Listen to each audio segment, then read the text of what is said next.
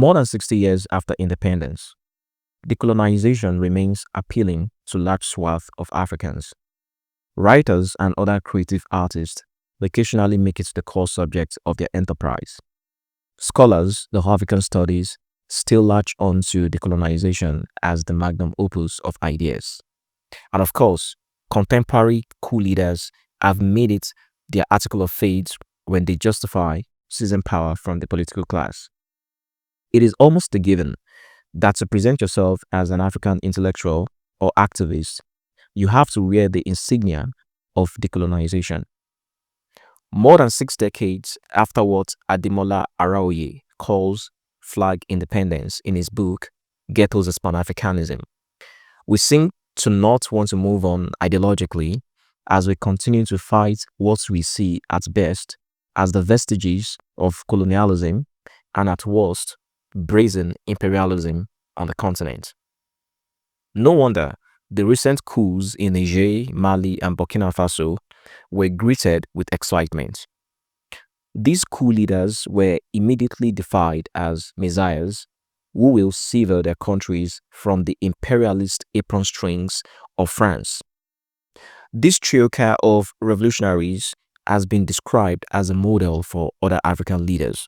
There is a straight line you can draw from public intellectuals, think Ngugi wa Thiong'o, to activist politicians, think Kwame Nkrumah, to musicians, think Fela Kuti.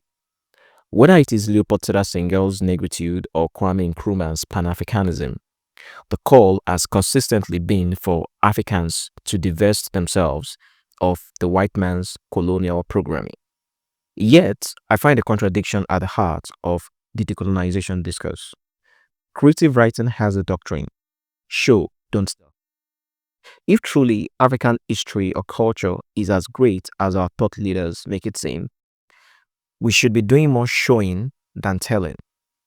Wole Soyinka was spot on in his response to Senghor's negritude. He quipped that a tiger does not proclaim its tigritude, it pounces. The decolonization orthodoxy, I'm afraid, has largely been in the realm of telling by constantly mourning the loss of an idyllic cosmology because of the quote-unquote evil white man. And again, we've done this for some 60 odd years. My attempt here is not to cart a new vision for decolonization. Rather, my intention is to express my frustration at how the supremacy of the anti-colonial discourse has stunted our growth in other areas of intellectual enterprise. Apart from what I call victim studies, e.g. Africanism, Pan-Africanism, decolonization, Africa contributes little in terms of knowledge and research. For instance, Africa produces about 1% of global scientific knowledge. When you imagine who an African intellectual is, the image that pops in your head is likely to be some gray-haired, dashiki-wearing, bespectacled academic whose teach is to lecture his fellow Africans on the ills of colonial mentality, or to use Fela's neologism, colo-mentality. When it comes to other discourses, from the social sciences to the natural sciences, nobody thinks of Africa. I blame this on over 60 years of championing the victim studies. Name a famous African psychologist, sociologist, anthropologist, archaeologist, or geneticist. Name an African science communicator like Neil deGrasse Tyson, Brian Cox, or Carl Sagan. The point isn't that we don't have academics in this field. The issue is they do not have the acclaim of anti-colonial figures like Wole Soyinka. Might I add that the quality of research we do in this field is abysmal and has little relevance in addressing issues within the African purview. And even in situations where we do actual meaningful research, it goes almost always unnoticed, even within intellectual circles. I recently read Anxious Generation by one of my intellectual heroes, Jonathan Haidt, a social psychologist in the US. The book explores the harmful effects smartphones and social media have on young people. Jonathan Haidt shows that around 2010, Gen Z became the first generation to reach puberty in the age of social media and smartphones, and that had acute psychological and social effects on them. Thanks to his book and research, countries like Australia have legislated laws banning under 16-year-olds from social media. Some states in the US have either passed similar laws or are currently working towards that direction.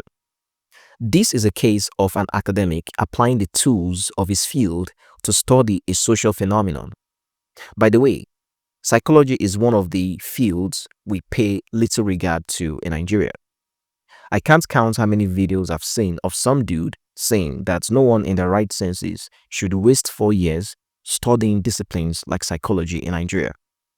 I say exactly because of this attitude and our constant emphasis on victim studies is why we are where we are today. Apart from the supremacy of victim studies, we also have a culture that detests scholarship, and this pans out in the quality of conversations we have online and offline. Our academics certainly do not help matters. They are guilty of intellectual elitism, and that's why they do not use social media or often grant requests for podcast interviews. One of the consequences of this is when they do meaningful research, the rest of us are likely not to know about it. I recently argued that in countries like America, Canada, and the UK, there are academics who have superstar status and following because they put themselves out there. In an academic culture where victim studies reign supreme, no one, of course, will know academics in fields like philosophy. And ironically, the solution to our many problems lies in a rigorous pursuit of knowledge across all disciplines. From the humanities to the social sciences to the natural sciences to applied sciences, knowledge should be pursued and celebrated. We've had more than 60 years of books, papers, and lectures on decolonization. The unintended consequence of that is we've been stuck and we've cheated ourselves out of the gains of other fields of academic endeavor. I often hear people say that Africa needs to invest massively in STEM, and I completely agree. But I would caution that we should not make the same mistake we made in making the victim studies the focus of African scholarship if we begin to invest in STEM. We definitely need to take science, technology, engineering, and mathematics seriously. They hold the solution to problems like infrastructural decay and public health crisis. I hate the fact that Africa has always had to depend on the West for simple things like vaccines. Remember how we had to wait for the Ebola vaccine to be developed in America? Indeed, the reality of not taking STEM seriously stares at us right in the face. However, we should not prioritize STEM at the expense of other fields. Everyone from historians to epidemiologists ideally plays an important role in any society. The pursuit of knowledge is not a zero-sum game. As a matter of fact, I believe in a conciliant approach to knowledge. I don't want to always have to turn to academics and thinkers from other countries before I learn, say, evolutionary psychology. Though African academics write papers every now and then, after all, we live in a publish or perish culture. Africa is grossly under-researched in important areas. I want to see social phenomena like Togri researched. For instance, I have the hypothesis that there is a nexus between fatherlessness and Togri. We need to research things like microplastics and nanoplastics in Nigeria. To what extent, for instance, does drinking pure water or sachet water contribute to microplastics in our bodies? This is how we apply scientific tools to investigate real issues that affect us.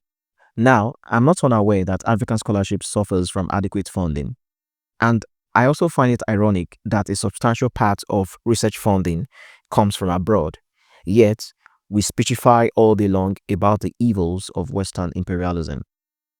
I joined a TikTok live a few days ago on the culture of entitlement and the constant expectation for celebrities to do giveaways in Africa. I argued that if I could urge any celebrity or billionaire to give back meaningfully to society instead of their occasional giveaways, I'd tell them to give out research grants to African institutions. A society is only as good as the quality of its academia. Quality academic research has a lot of downstream consequences.